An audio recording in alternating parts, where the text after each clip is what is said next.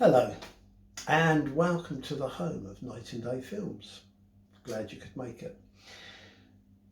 So I'm going to be running a regular blog now on a project that I'm working on called Joshua Ward House. Okay, this is a story which I wrote some years ago now. It's in a little collection of short stories which I put together. And there it is, it's Joshua Ward House. The idea came about thinking about the Salem witch trials in Massachusetts of, I think it was 1692, was it? And the house where the sheriff lived, who kind of helped to condemn and torture those women who they described as witches, it was where he lived.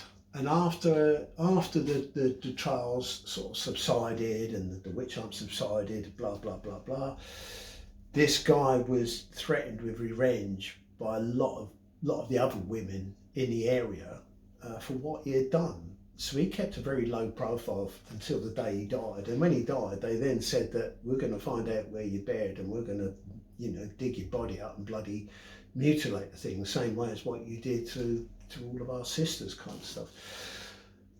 So when he died, his family kept him in the basement until it was safe enough to take him away somewhere and bury him a long way away so he wouldn't be found. The house was then levelled, and a very rich merchant called Joshua Ward came along and built his house on this site. So that was why it's called Joshua Ward House. He built this mansion on the site of this home that belonged to the sheriff of the Salem witch trials. So the idea being this evolution of the site it was built on had this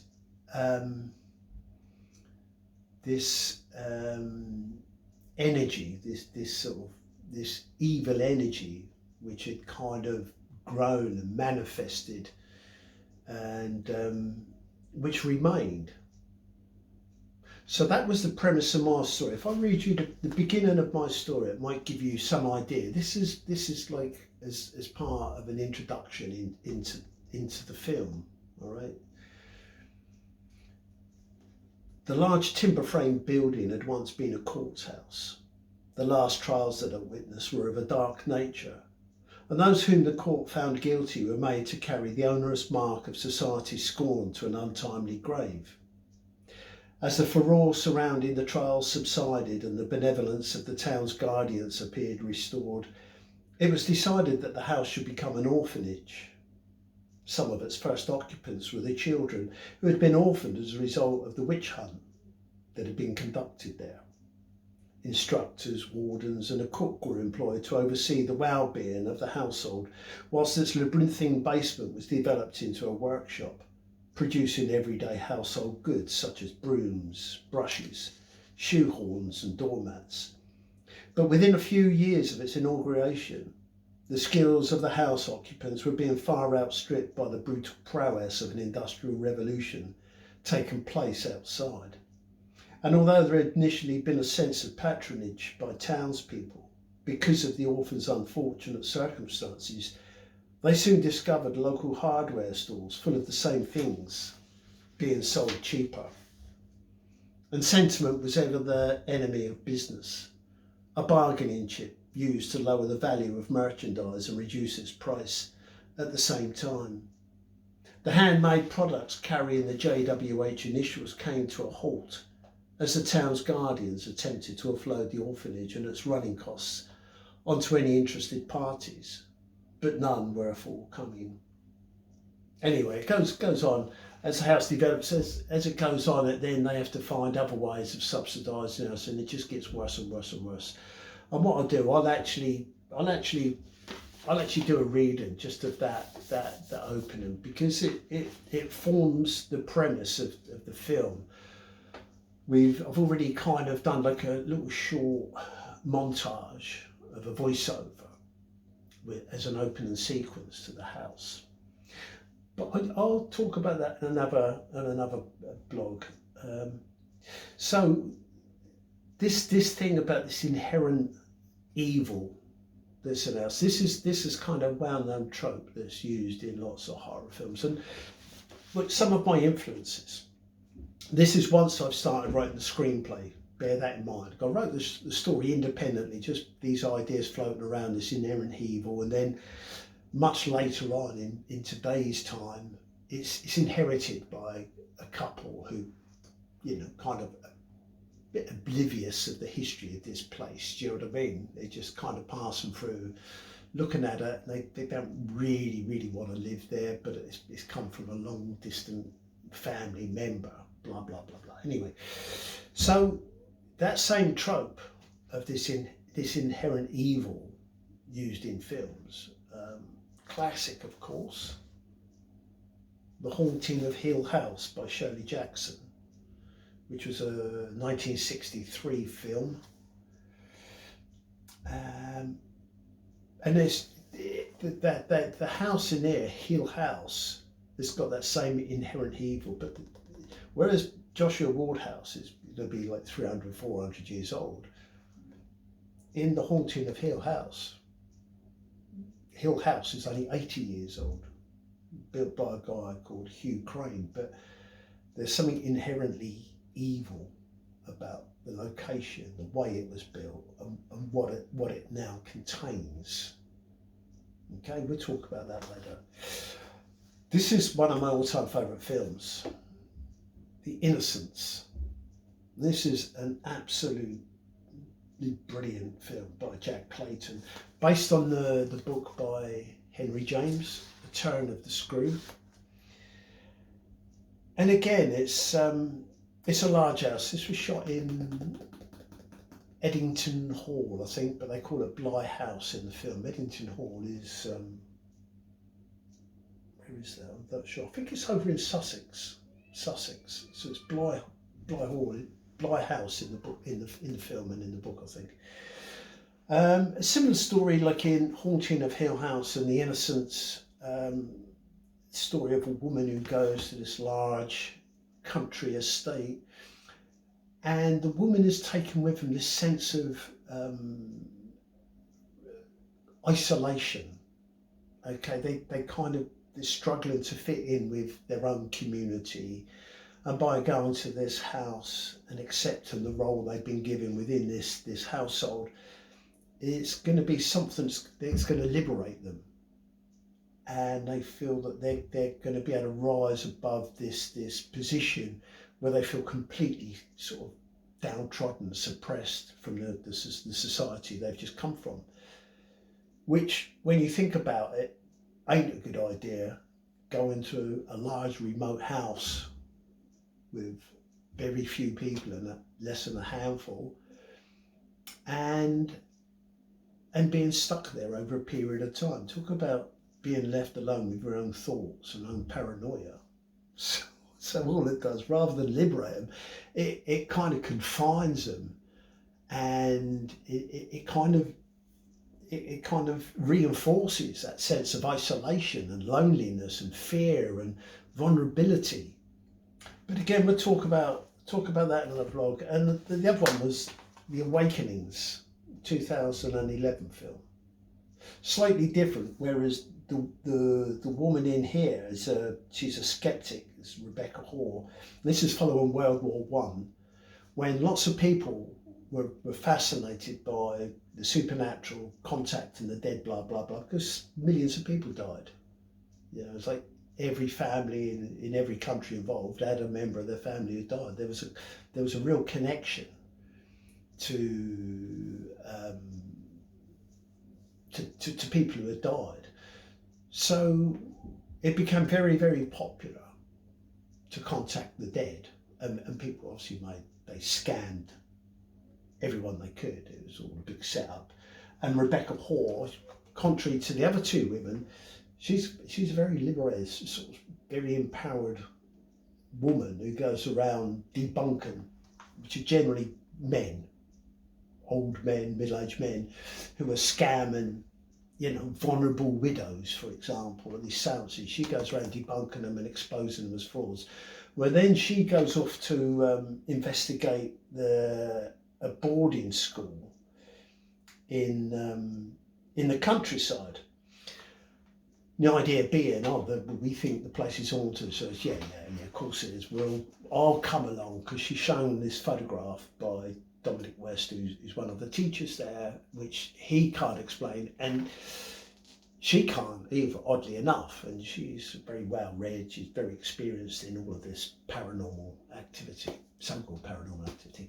So she goes along to the school, and I think it's a really, really good story. It deals with tragedy, it deals with death, it deals with abandonment, loneliness, memories, truth, and how we create memories to sort of to keep us from the truth, or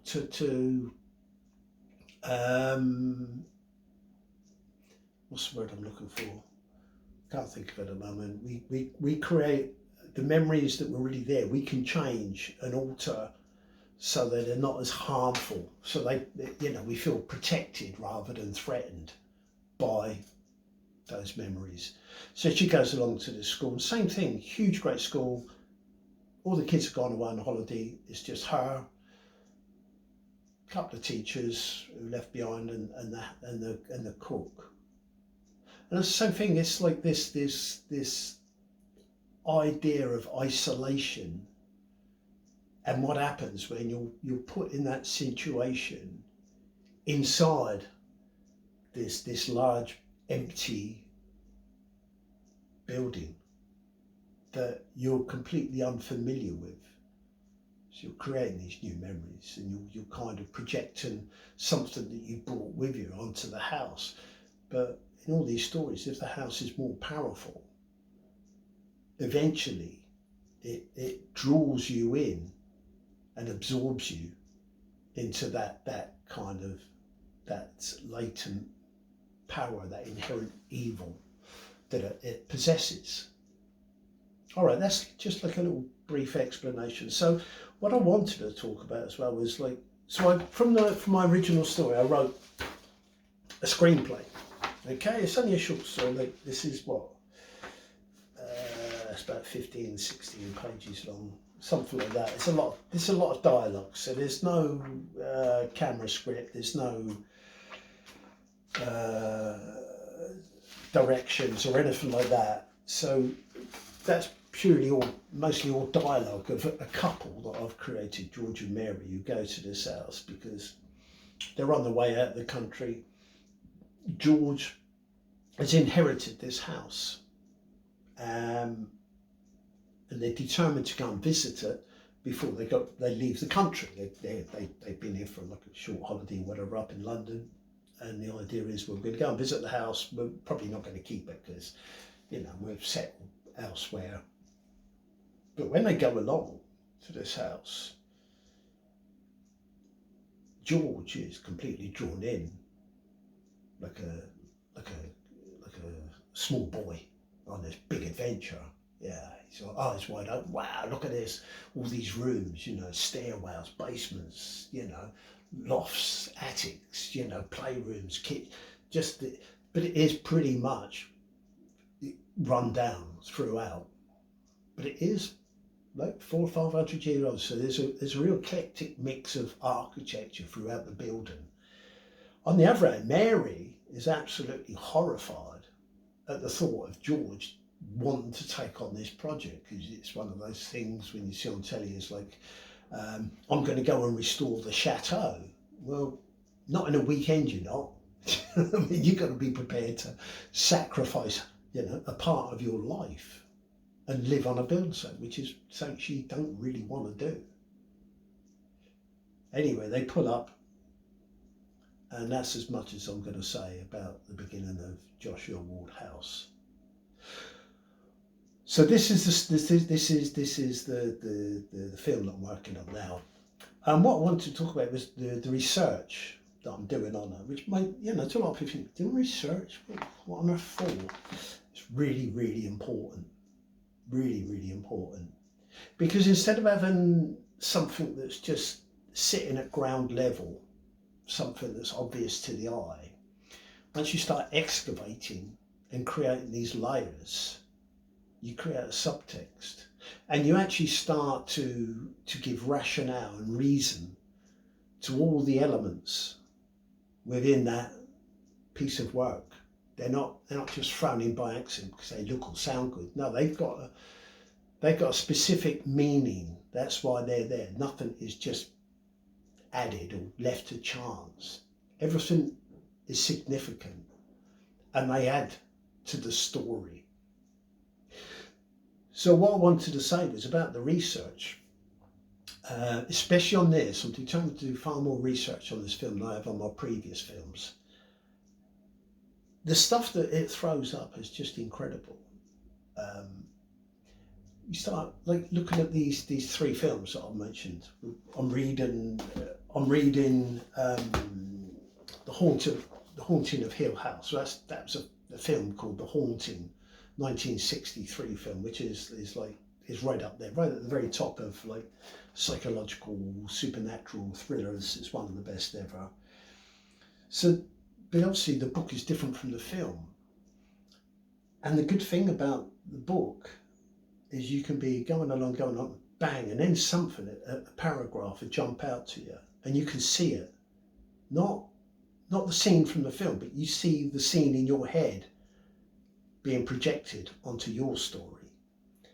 And I'm not saying this like motion for motion, word for word per se. This is the idea. It's like what do they call it? I can't think of the word. Nucleus. This is like the nucleus of the idea, and that's what you're after. And this is what I do, right? So to give you an example, this is like, this is me working on this film. This is big fat book, and every time I get ideas or I'm working on things about stuff, in the book it goes. There's lots of different headings. And the beauty about doing this is that, and this is the best part, the ideas constantly change. They evolve and develop. And before you know it, instead of just sort of blindly thinking, well, I've got this script. This is like a fourth draft script that I've written. And before, you think, yeah, I'll go ahead and film that. But it's kind of meaningless. It's like having a physical form without a soul or a beating heart. It has motion and movement and senses, but it hasn't got that single most important ingredient that makes it sort of live and think and breathe and talk. And that's what the research does.